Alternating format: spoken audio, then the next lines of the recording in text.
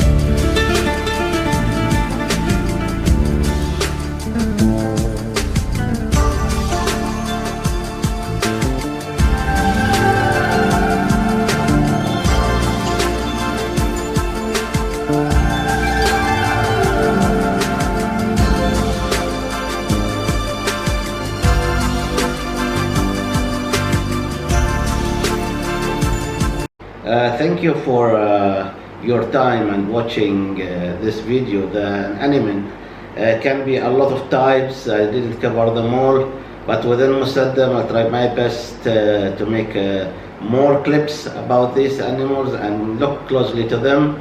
And if you like the video, please make like, share the video, and subscribe if you are not subscribed. And as always, I like to remind people not to keep any rubbish or garbage by the beach or the ocean, to have nice clean environment and have more friendly environment with these creatures. Thank you once again, and we'll see you in the next clip.